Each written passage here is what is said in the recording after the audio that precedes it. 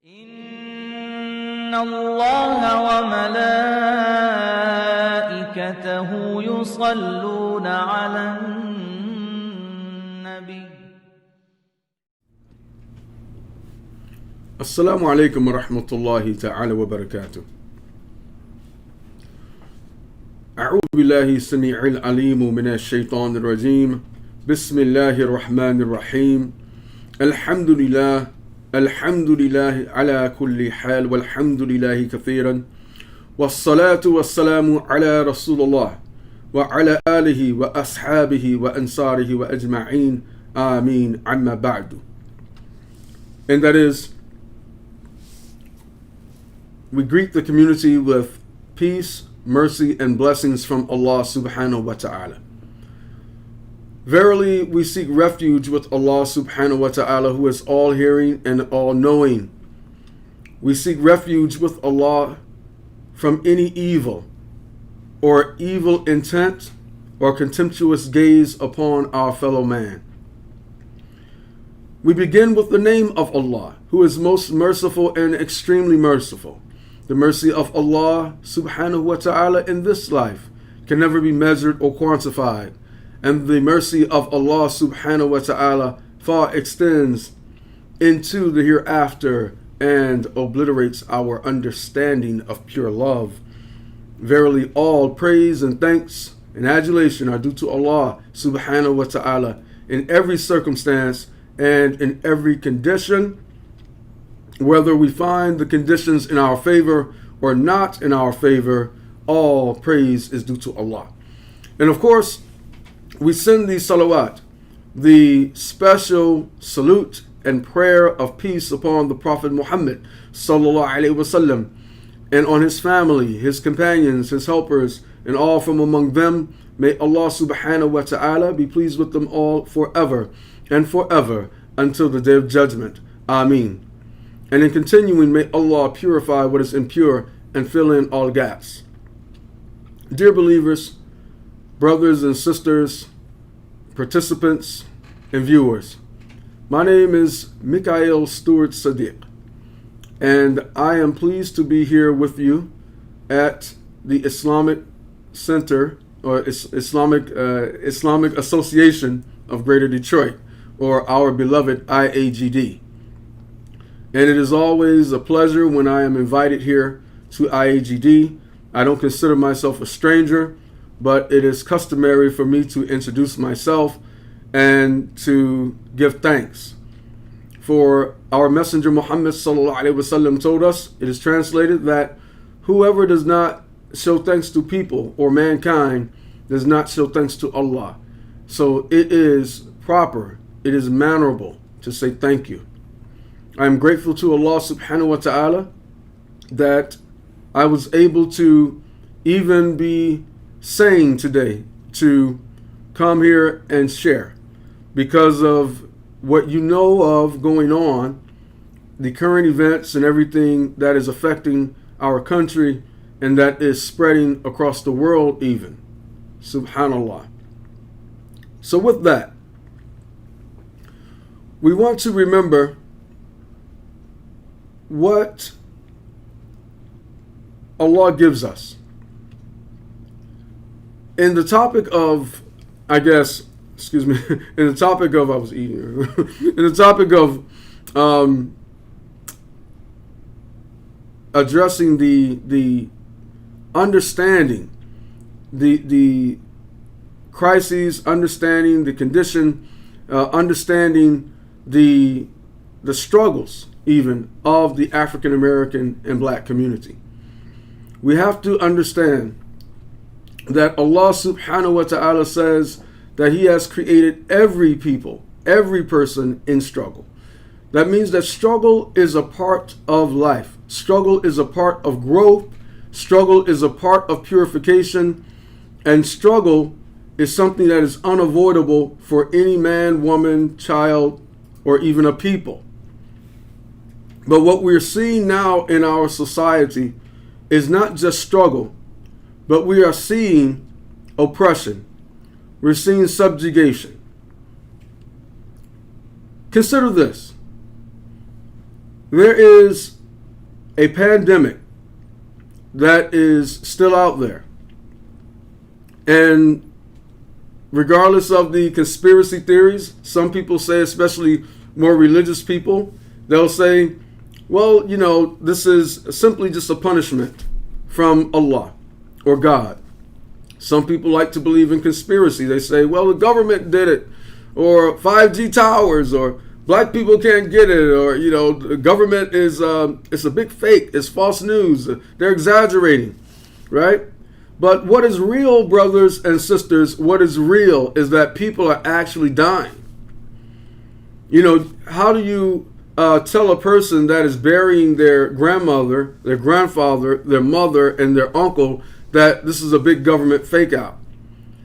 Regardless of how it's playing out in the media, it is having actual, real life negative impacts in the families of people, and in the lives of people, and in the emotional health of people.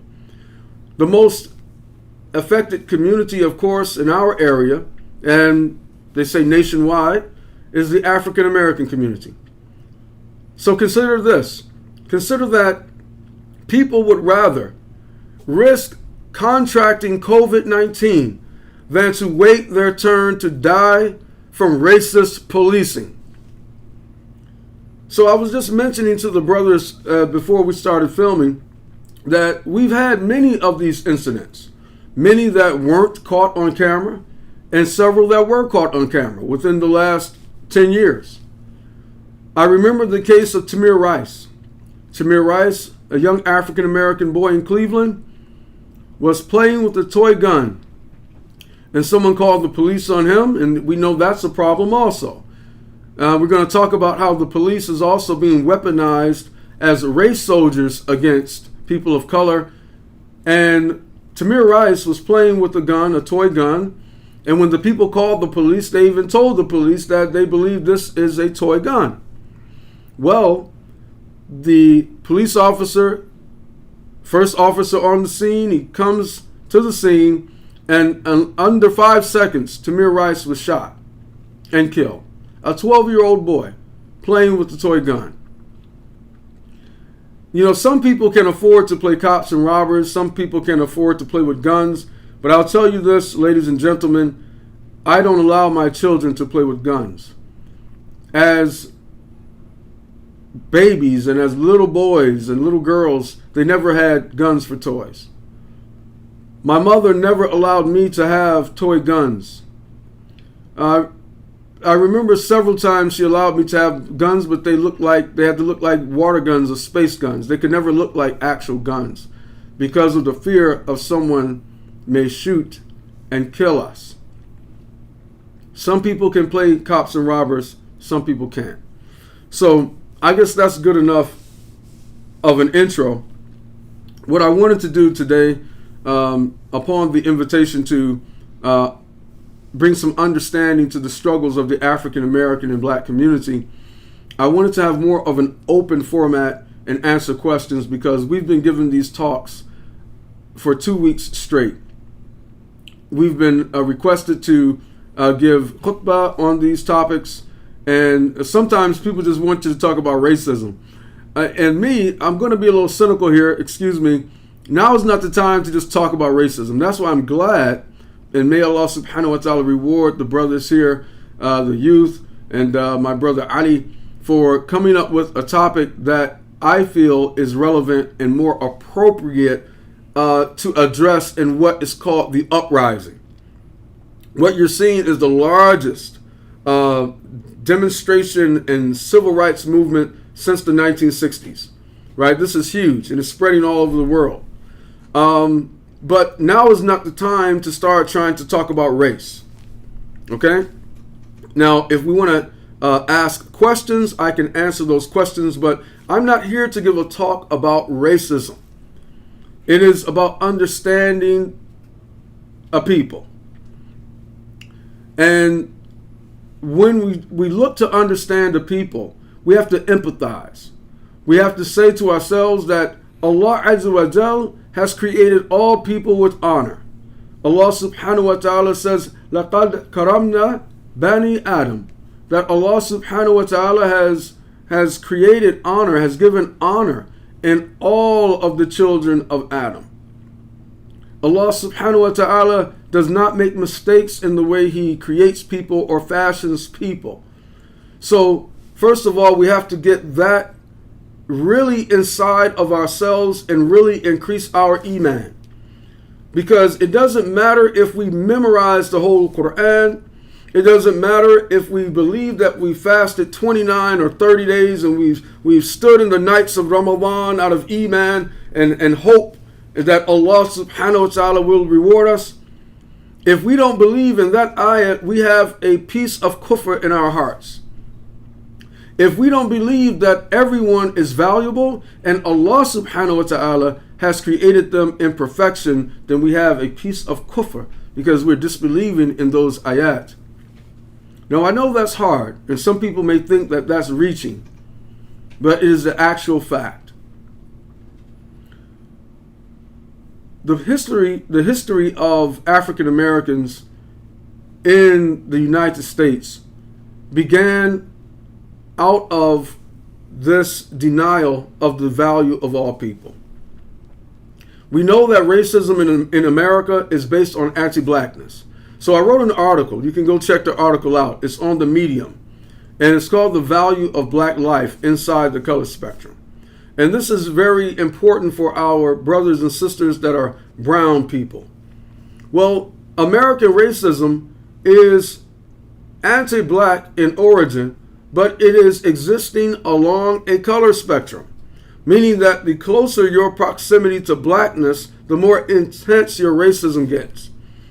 And usually, the closer your proximity to blackness, then the closer you are put into a category of a second, even third class American.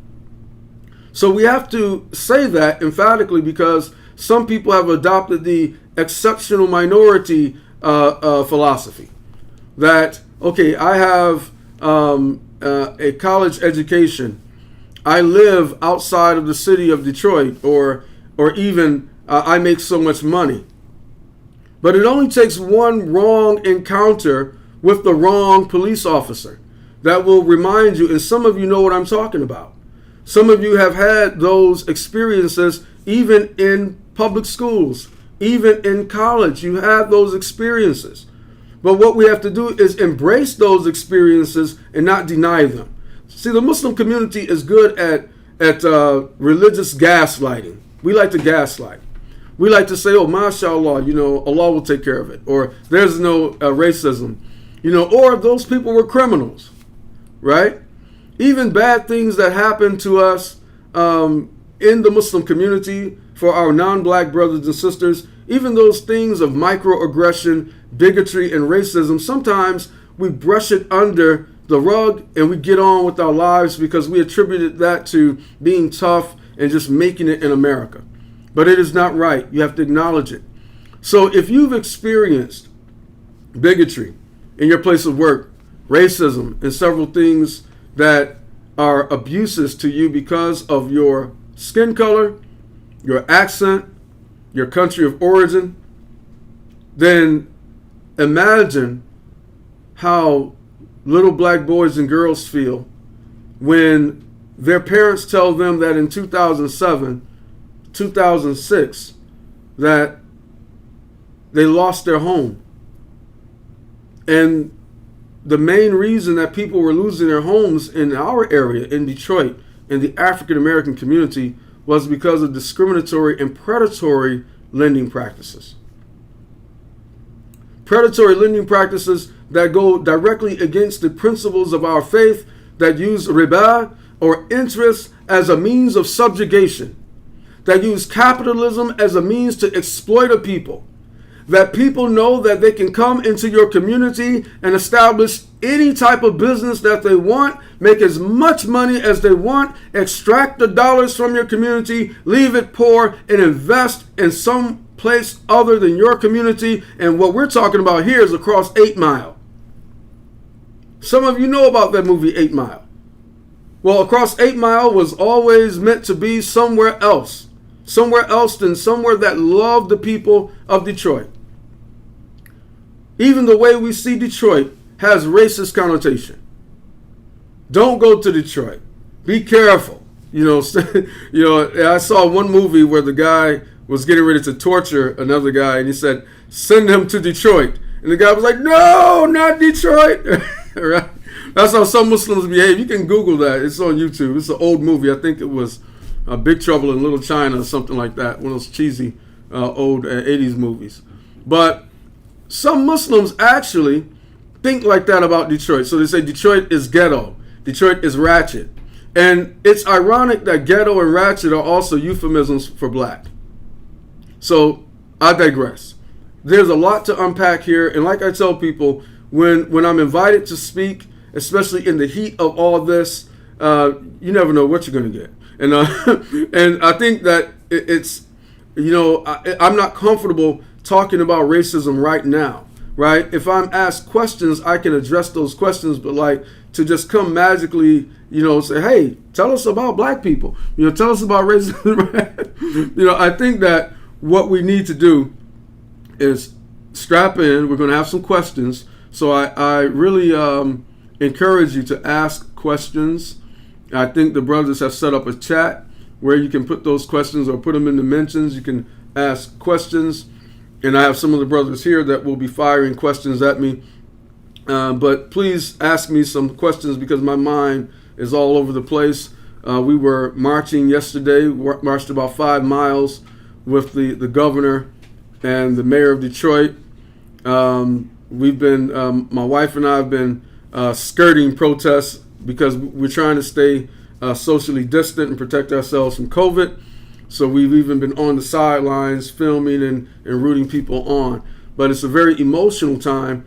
And for me, it's a spiritual time. And I hope that I'll be able to explain some of that with the questions. Okay, so that was a lot, wasn't it? I'm sorry. Jazakallah khair, Imam Mika'il, for that introduction and kind of just some of your thoughts on the issue and topic. Just to kind of start off, our community is predominantly Desi, Indo-Pak.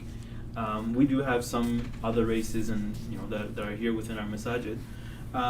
But just to kind of kick it off, what are some things that our community can do? Number one, to be allies with black Muslims, let's say make up about 1/3 of us, and number two, the black community in general. Great. Thank you, Ali, for even mentioning that about the percentage. So African Americans do make up about 1/3. In some polls and Pew Research and even with ISPU, you see 25%. You see that even white converts are growing even more than black converts now. The conversion rate of African Americans is lower than it used to be, and there's several factors because of that. So the question specifically was, what could what could our community do to be allies with the black Muslims here, and then also the black community at large? So one thing that the Muslim community gets wrong, and I'm going to be candid here, even the African American and black Muslim community, one thing that we've gotten wrong, we have began to magically think because you say La ilaha illallah that all of the conditions of black people and all of the inflictions of the country will magically go away. They don't. Allah subhanahu wa ta'ala is so merciful that He allows us to be insulated by Deen al-Islam. So I will admit, alhamdulillah, and many people know it, most African Americans, they have a favorable opinion of Muslims and Islam. And it's these stories of people coming into Islam in the 50s and 60s. These people would come into Islam from Christian African American families, and their family would see how beneficial and how great Islam was for them. Right? Not all people were on drugs and all people were in prison. You have people from middle class families. You have people from working class families and people just doing the best they could in the church, and they become disgruntled and disenfranchised by the information they're getting, and they see the purity of al-Islam. So first of all Muslims have to understand that the black community is not in need of saving, right? It's not like, the black community needs white Jesus to swoop in, or Arab Jesus, or Pakistani Jesus, or West African Jesus. No, in my opinion, we need Allah, right? But of course, we can't be naive. All African Americans are not going to accept Islam. But we do benefit from the people that believe in Allah participating in leadership in our community. So how can Muslims be allies?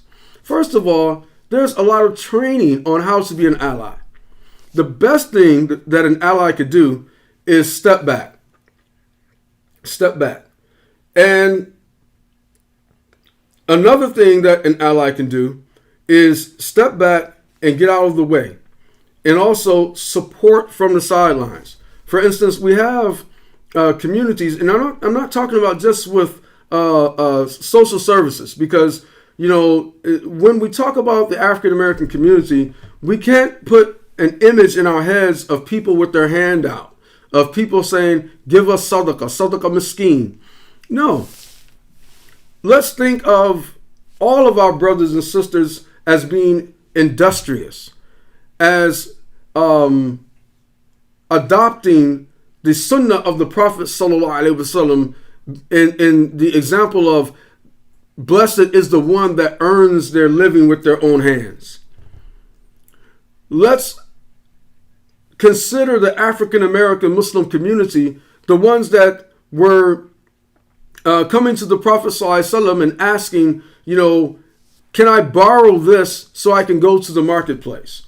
I need to learn how to build an industry for myself, to build economics in my community, and I can do that if other entities stop coming in my community, starting businesses that sell people garbage, right? And also, we need business incubators. So a lot of times, when we say, how can we be an ally, it's finding who's doing what and supporting them in their work. And sometimes it's silent. We've gotten into celebritism as a Muslim community. We've become infatuated with likes and hearts and thumbs, and we've become infatuated with a false sense of altruism. It's like we want to come into the hood, with water and with grocery bags, and then pose for the selfie. And we've even had that problem with Americans going overseas, even into some Muslim lands, and they are giving out food and they're doing humanitarian work, and then they want to pose with the starving kid or the old lady with the bag of rice, right? So a lot of times, this can do more damage than good. People need to know that their brothers and sisters in faith support the efforts that they're already doing.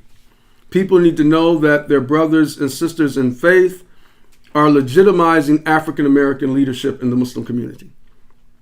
So we need to stop saying, okay, we have a panel of speakers, let's bring in a black guy, right? We need to stop saying we have a panel of speakers, let's bring in someone from Detroit. How about when there are events in the African American community that more people from outside of the black and African American community support and show up? How about when there's tickets being sold, people buy those tickets? How about the businesses that we have that we're trying to create, the Little Medina concepts? Even like around IAGD, there's people that live in close proximity to the masjid, right? But you'd be surprised, like in the city, we don't have that a lot. We don't have that a lot. People are scattered all over the place because a lot of housing options are limited. You have in the city, of course, you have a lot of renters. In the African American community specifically, you have a lot of renters. And home ownership is lower in number. So people who are renting, a lot of times they become displaced. So they don't have option to live where they want. So you might have someone that prays on the east side, right? Their masjid is on the east side, but they live on the west side. And then maybe they do rent a home near the masjid for a couple of years, and then they're displaced, and then they have to move again. So the short version of that, the short version would be to be an ally and asking specifically, what do you need right now? Like asking me, how can we help the African American community? You're going to get something like this. I'm just throwing things out. But if you ask me specifically, what do I need? Then I can give you a couple of organizations that I'm involved in, right? And some of them, you support it. I can tell you about the need for business incubators, about an organization called the Dream of Detroit that is actually trying to make Detroiters homeowners. DREAM stands for Detroit Revitalization Engaging American Muslims. And this effort is primarily led up by Mark Crane, and alhamdulillah, we're doing some great work. This is spiritual work. And actually it's a stone throw from the Huda Clinic, which is another example, right? We had, and some people from this community have even supported the Huda Clinic. This is allyship, right? The basic needs of all people are food, clothing, shelter, right? Transportation, communication, and healthcare. If we can just look at every community like that, wallahi, subhanallah, if we could really do what our Messenger sallallahu alaihi wasallam told us, that, if we really believe that we love for our brother what we want for ourselves, then I would look around my community and say, okay, we have a nice masjid, right? Our masjid is big. We have nice carpet. Wallahi, there are some masajid, they just want a decent place to pray for women. They just want a place to make wudu, right? But how can we, just being frank, how can we sincerely say we want to help communities that are struggling and be an ally when we have masajid that want a roof, but we just keep adding on to our roofs, right? Yeah. We have a community that was trying to buy a building, for what, 80,000, 100,000, and, the masjid had to fold. We've had several of those incidents. Most African American imams aren't on a payroll. They aren't paid. Did you know that? No. Our Islamic schools, the only Islamic school in the Detroit area that goes from K to 12 is in Detroit. Is there any other that go from K to 12? What about MIA? Ann Arbor. Yeah. So you got Ann Arbor, and then you have Detroit. And what Al-Akhlaq School has done, that came out of the Clara Muhammad School District. So if you want to know about the struggles of African Americans, you have to mention the Nation of Islam. You have to mention Sister Clara Muhammad. Sister Clara Muhammad was the wife of Mr. Elijah Muhammad, and she ran Muhammad's University. So they had their own schools. These were the first Islamic schools in America. Do you hear me? So people have to learn these things, and then they have to validate them. You see, because if these are just blurps of history and things that black people say and woke people say and you young people say, then people are like, that was then, this is now. But if you understand that you are a direct recipient of these people, and that to show thanks to people is to show thanks to Allah subhanahu wa ta'ala, then you act differently. Wallah, you act differently. And we know that shukr, or showing thanks is a sign of belief, and ingratitude is a sign of disbelief.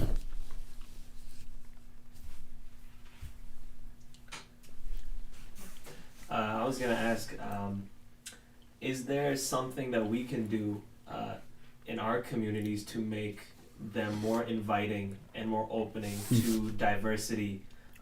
Because as it stands, we are quite homogenous as a people, and I think that we also do things to push other people away. Very good. And sadly, all people do that, right? Of course, it's not every individual person, but all people can do that, be bigoted.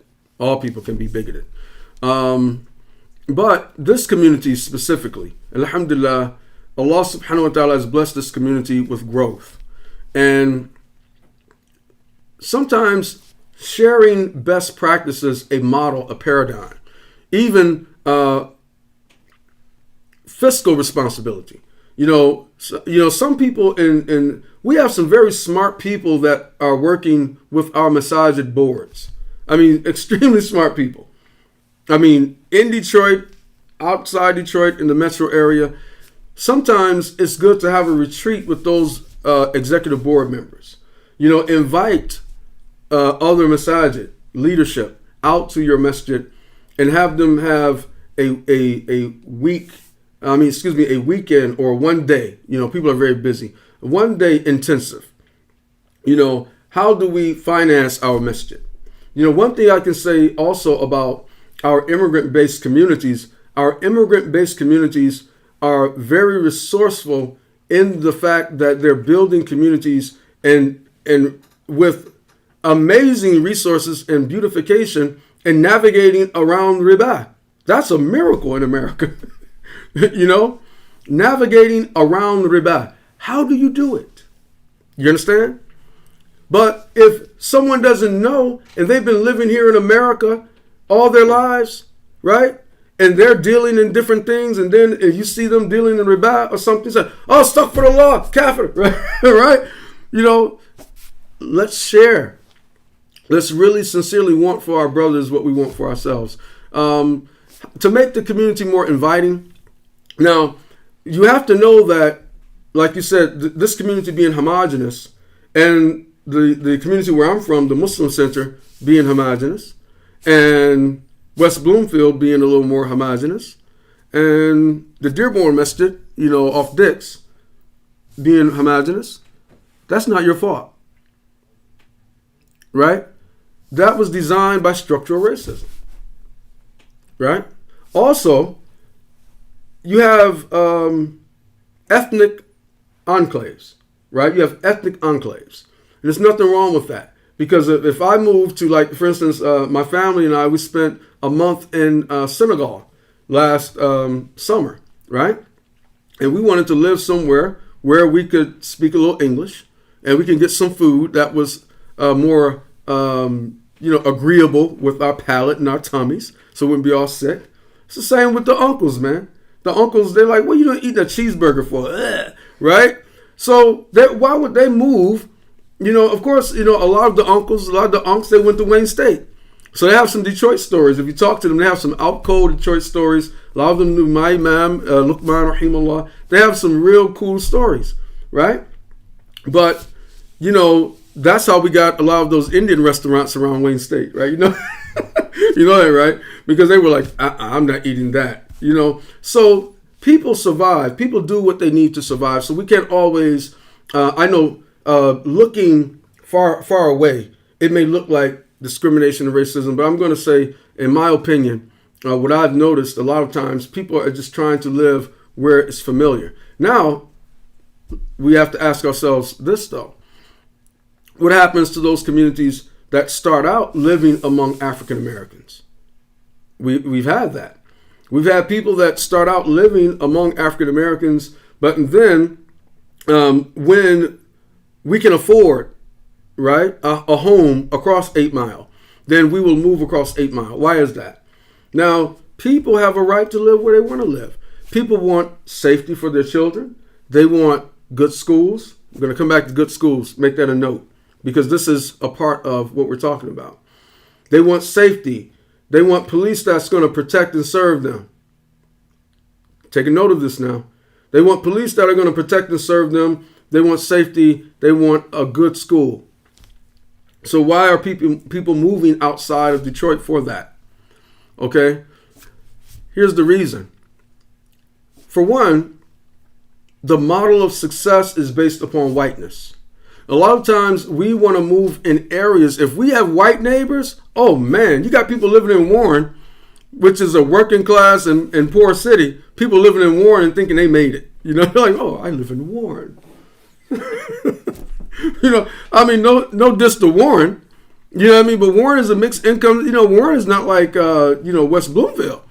You know, so just moving across 8 Mile gives people the illusion when they can see white people.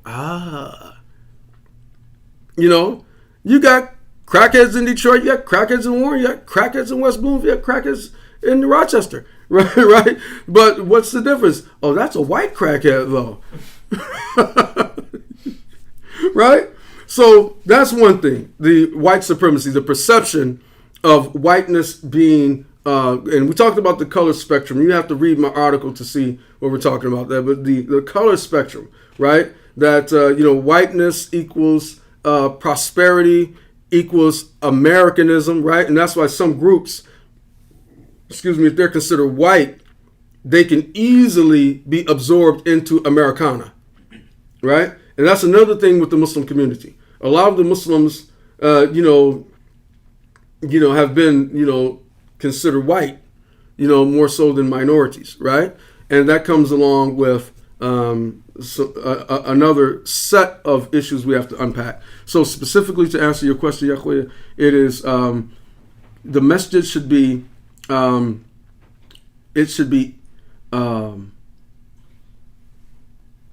independent, right? It should be able, this masjid has to be able to sustain itself, right?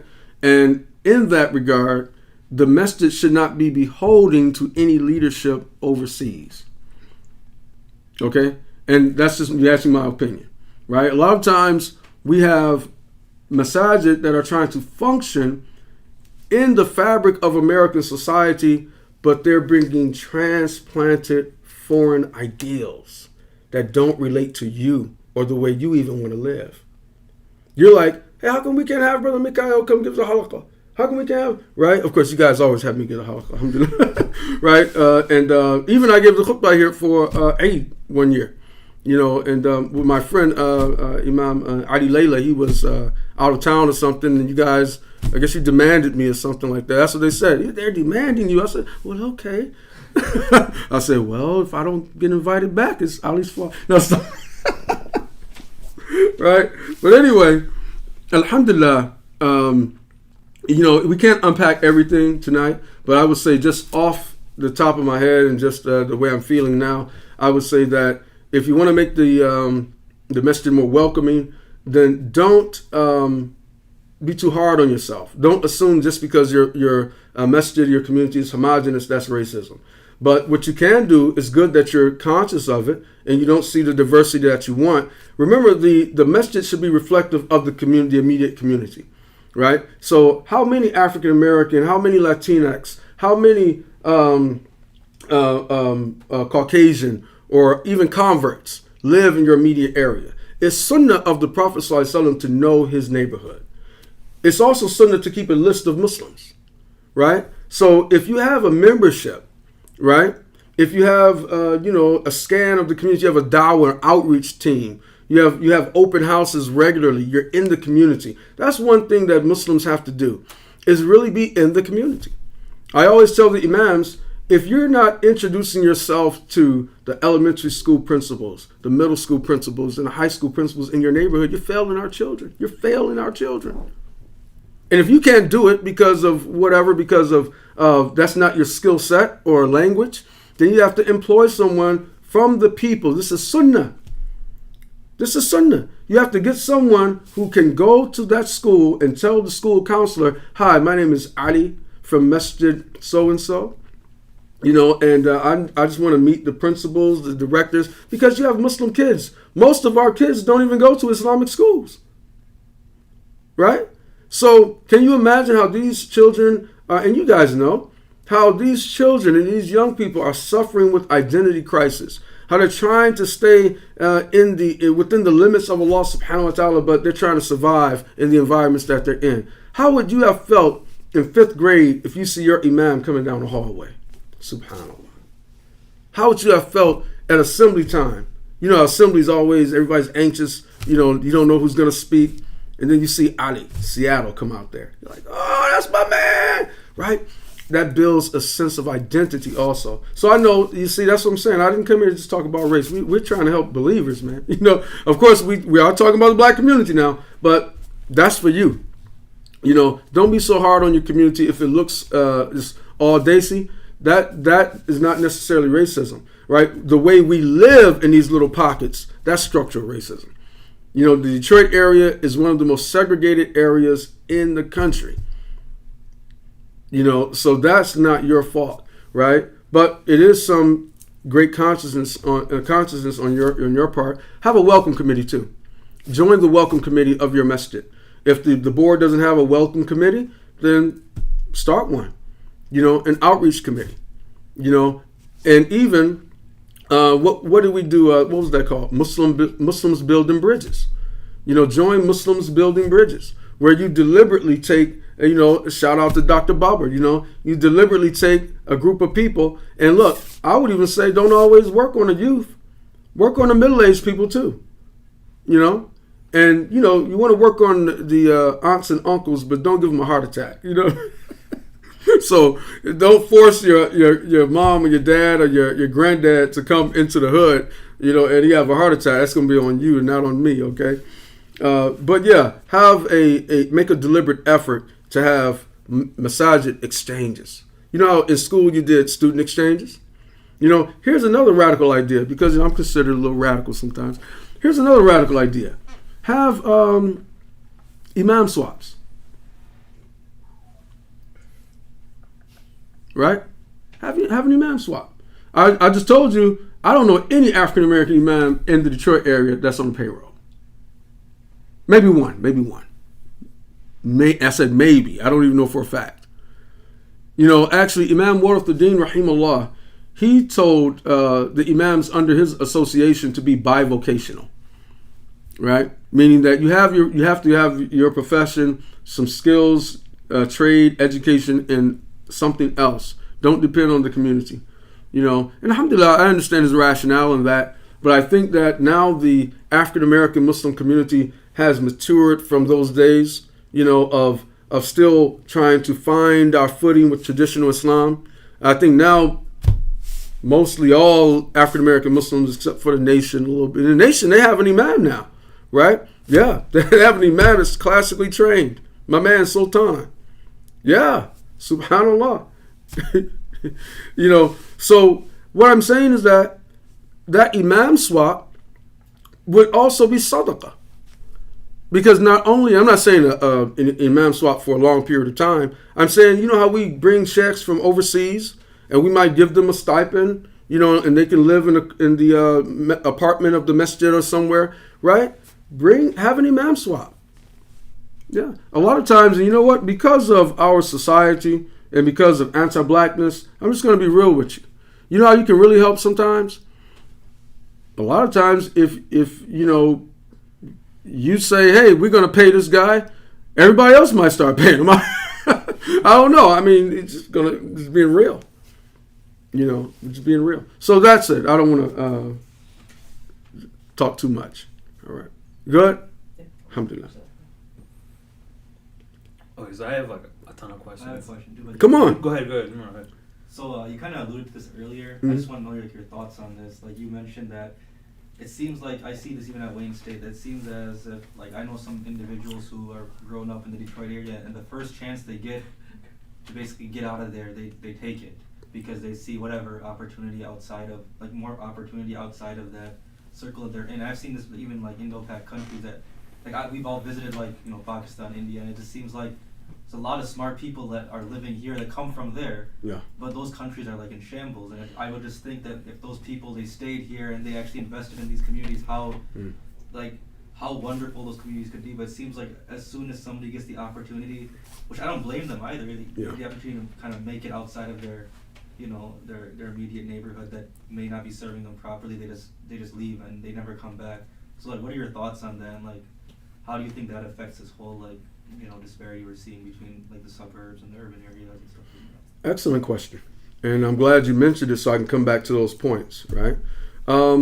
So we don't want to shame people for being successful, right? That's odd too. I see that with woke people, and I consider myself a woke person. Sometimes it can seem that we shame people for doing exactly what they were supposed to do. We tell you, go to school, right? Get a good education, get a good job, make a bunch of money, right? And then when they do that, then here comes some religious person, oh, you're all into the dunya, right? You're like, well, wait a minute, I thought I was supposed to be an engineer, right? Maybe they didn't know how much, certain engineers make. Maybe they thought you were just going to be fixing watches or something like Geppetto or something, I don't know. But anyway, well, people deserve the right to be comfortable, right?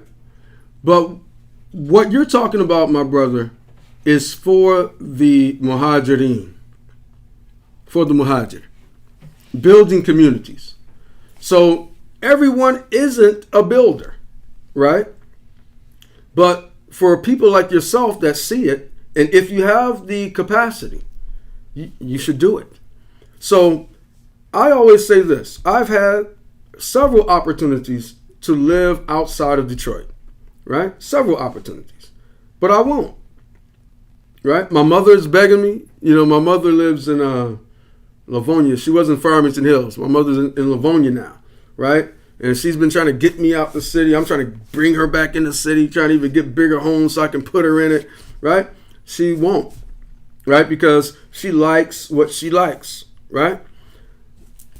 My rebuttal is, let's make it what we like. The grass is not greener in Troy. The trees are not give off more oxygen.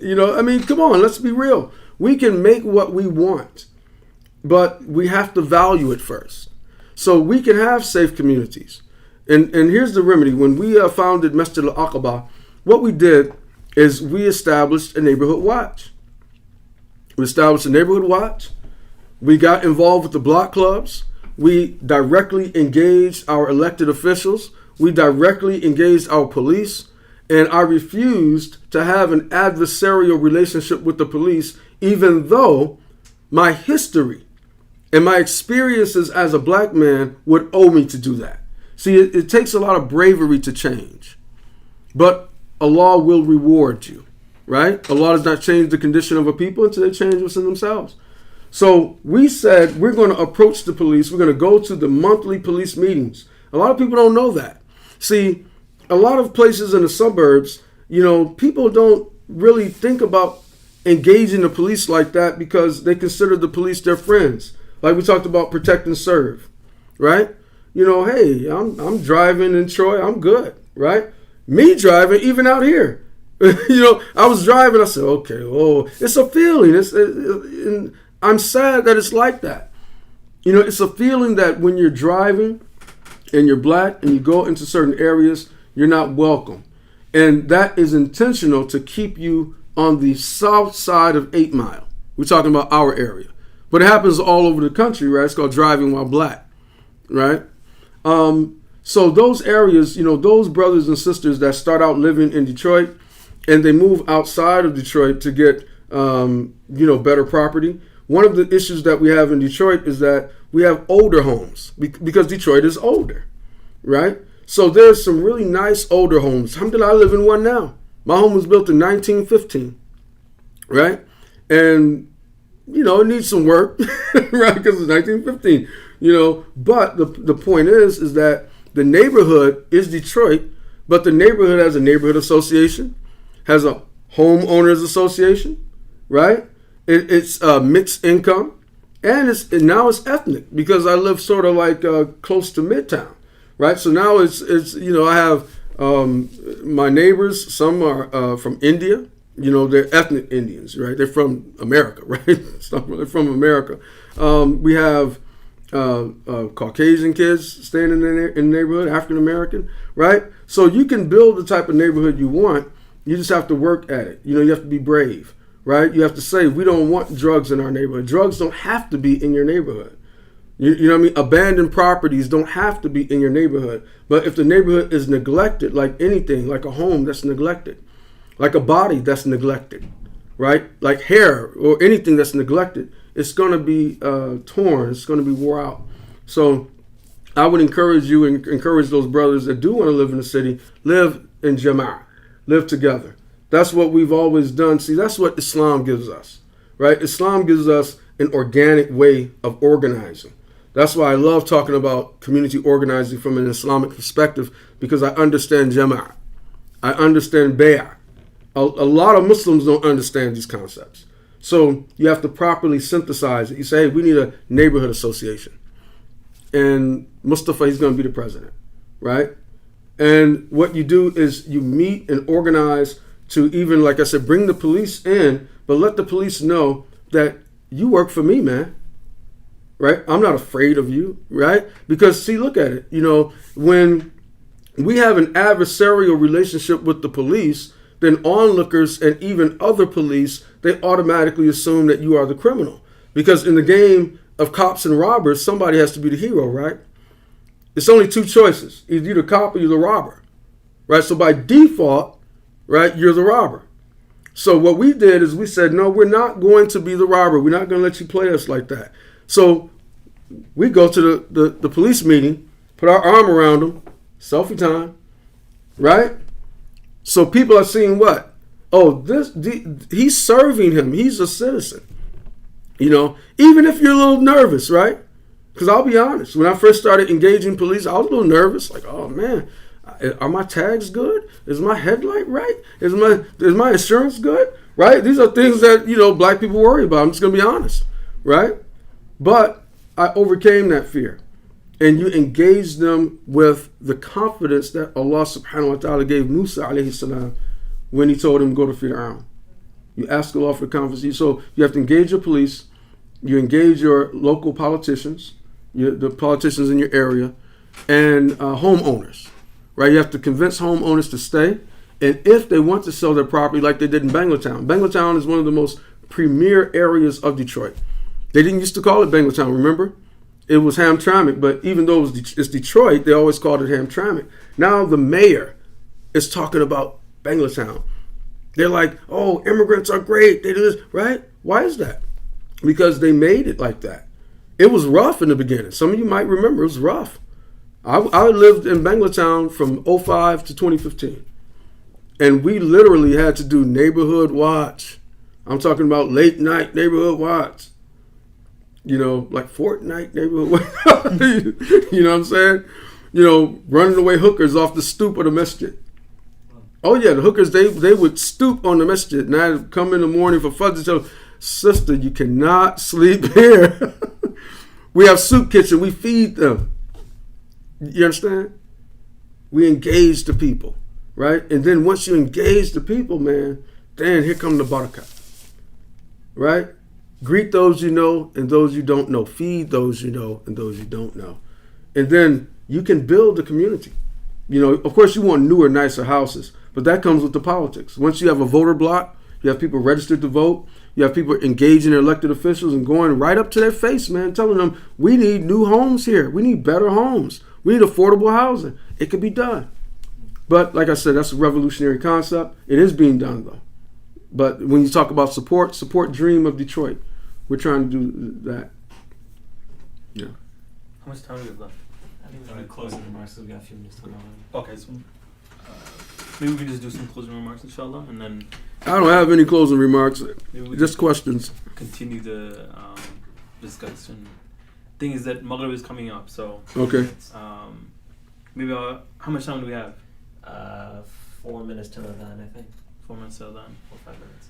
Okay, so then I can hang out after Maghrib if you want me to, but I really don't have, like I said, closing remarks are, you know, it's just, this is a lot. Yeah. There's a lot going on in the country.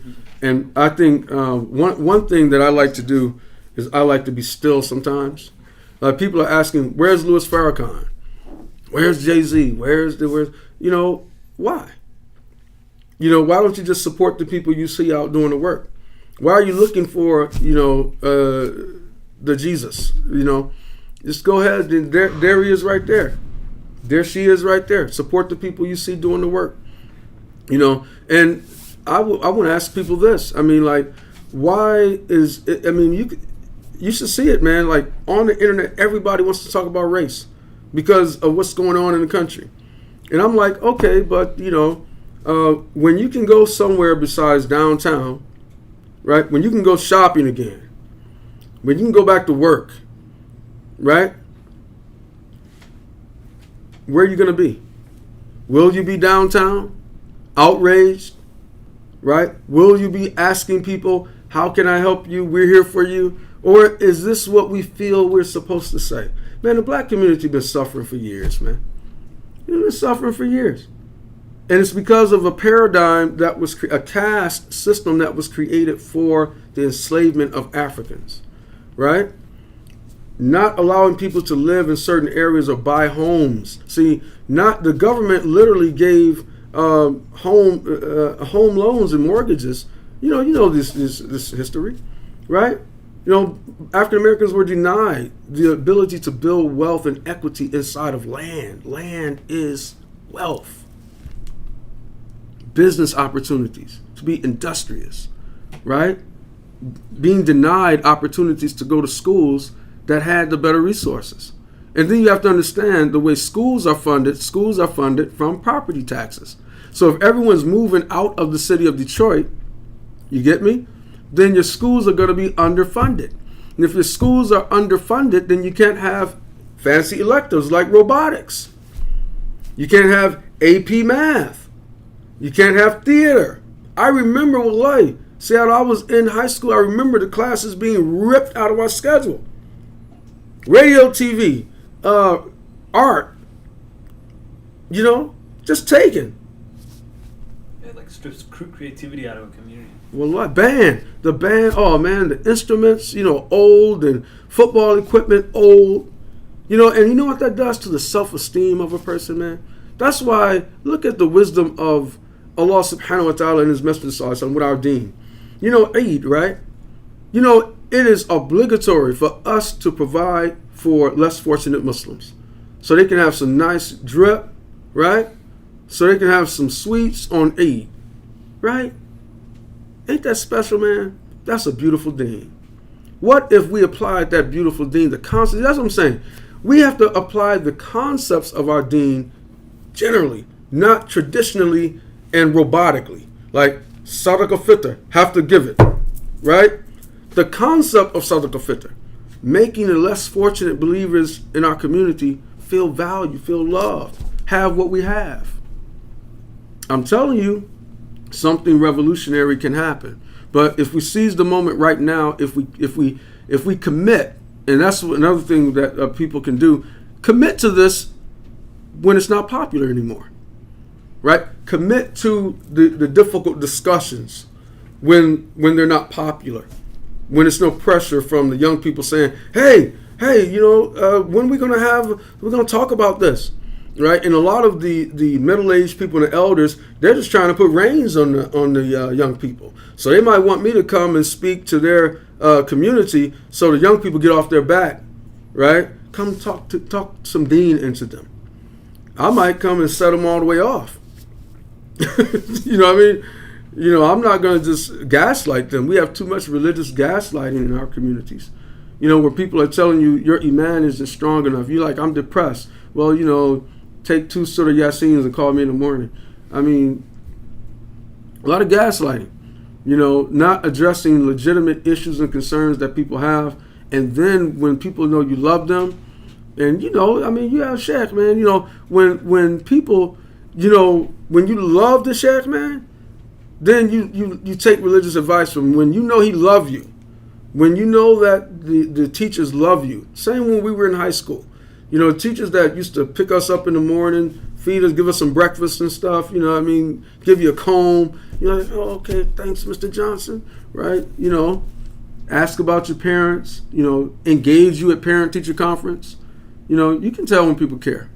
When people care, then they start taking from you. Yeah. All right, Jazakallah khair. Wayakum. I think it was a really good starter talk. I think, inshallah, we can maybe have further discussion on this topic. You know, just some things you had mentioned, you know, from an organizational level, we can help out. You said Dream of Detroit. Dream of Detroit, Muslim Arc. Muslim Arc. Okay. You know what Muslim Arc is, right? I know, The actually. Muslim Anti-Racism Collaborative. Okay, yeah. So, inshallah, I think we can continue this discussion. Maybe even if some individuals have some skill set they can maybe teach, like you mentioned, you know, passing on something that works, right? Yeah. So meeting with our leadership, I think that's an excellent idea. So, Jazakallah khair for coming and speaking here. It's always a pleasure to have you. Alhamdulillah, thank you. Inshallah, this will be something that we're going to continue. I mean, excuse my rambling and my tiredness. Alhamdulillah. Maybe you just want to do a concluding dua. سبحانك اللهم ربنا وبحمدك أشهد أن لا إله إلا أنت أستغفرك وأتوب إليك أعوذ بالله من الشيطان الرجيم بسم الله الرحمن الرحيم والعصر إن الإنسان لفي خسر إلا الذين آمنوا وعملوا الصالحات وتواصوا بالحق وتواصوا بالصبر صدق الله العظيم الصلاة والسلام على رسول الله آمين جزاك الله خير